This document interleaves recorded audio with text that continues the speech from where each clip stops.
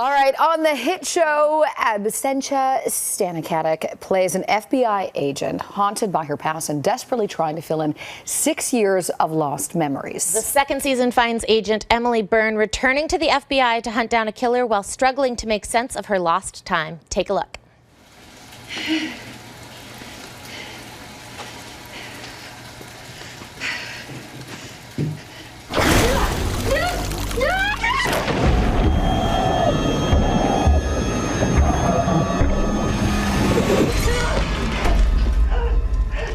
Mom?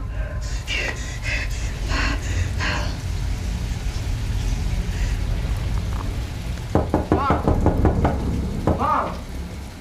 Are you okay? Yeah. No, she's not okay. She'll never be okay. Stana Katic joins us now. Are you exhausted after every episode? After the season in its entirety, I am like floored. I can only imagine because, listen, we gotta get real about agent Emily Byrne here. She disappeared for 6 years. Yes. She was declared dead. She's been beaten. She's been bruised. She doesn't remember anything. Her husband got remarried and some other lady is raising her kid. Yeah. Rude. She was accused of murdering the guy who tried to murder her. And this season, you're throwing in a new serial killer and terrorists? When is she going to catch a break? This lady needs a nap. There's a bit of shagging this season, so there is a positive thing. How wonderful. Wait, can we say that on morning camera? The kids Well, are we at have. school. Good. Yes. Good. Yes. She needs to relax a little bit. Yeah, and let it out. Let it out. Yeah. My gosh, there's a lot to let out. She's been through a lot.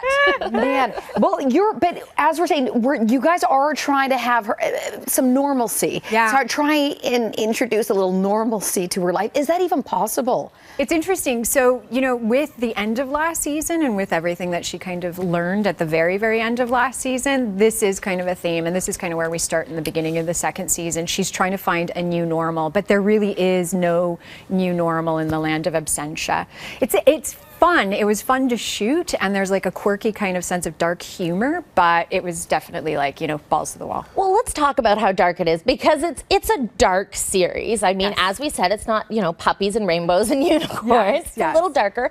How do you guys keep it from going too dark and keeping it kind of grounded in reality? I don't think you can get too dark. No, because you know what? Our directors are a little twisted, and the cast has twisted sense of humor, so it squeezes in there throughout. And I think people who have that kind of like twisted sense of humor will get a kick out of scenes and out of moments in it. Yeah, we play that up a bit, especially this season. Now, you mentioned exhaustion, and all of that pertains to this character. Because I remember you saying that in season 1, you spent the first 3 months running. Yes. Yes. Did you stop running? Yeah. There's a bit of running this season, but this time it's running in Europe because the actual show moves into Europe towards the mid part of the season. I'm not giving anything away. I Well, that's the other thing, right? Is that there are so many nuggets and secrets. Are some people better at keeping the secrets than others in the cast?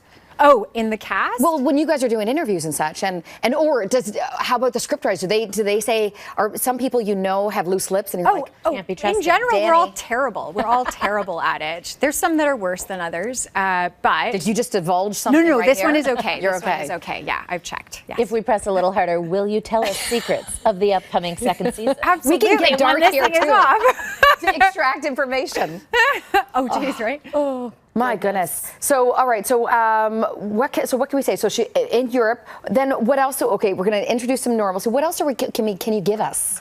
Let's talk about the love. Is it a big love? Is it a one night love? I don't know, but can she love? These are all good questions. I don't know. It's. I mean, the relationship with her son. It's tough. Yes, and that is one of the driving factors for this character. She's a mom, and she wants to try to find a relationship with this boy who she didn't have a relationship with throughout his growing up years, although he's like maybe 13, 14 in our second season. And so that is a part of this dance as she's trying to figure out her own identity and rebuild these pieces that have been very much shattered from the first season.